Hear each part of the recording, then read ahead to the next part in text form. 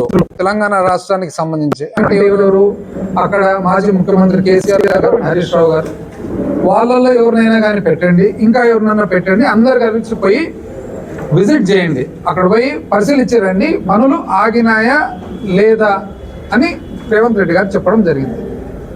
అంటే ఇది ఇప్పుడు సామాన్య మానవుడు ఏమని అర్థం చేసుకోవాలా? 4 గోడల మధ్యలో చర్చ జరిగింది. ఏం చర్చించుకున్నారో ఇద్దరు రాష్ట్ర ముఖ్యమంత్రులకు తెలుసు. మొత్తం మీద రేవంత్ రెడ్డి గారు ఈ వ్యాఖ్యలు ఎక్కడ చేసినారు? అసెంబ్లీ సాక్షిగా చేస్తూ నిజ నిర్ధారణ కమిటీ వేయండి అని అంటున్నారు, అన్ని పార్టీల వాళ్ళని తీసుకొని పోయి.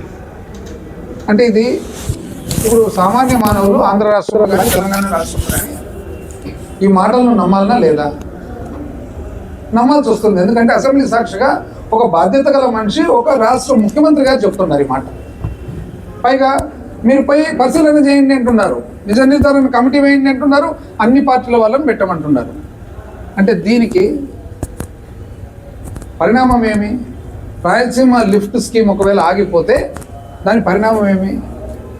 రాయలసీమ ఈ భారతదేశంలోనే అత్యంత వెనుకబడి ప్రాంతాల్లో ఒకటి.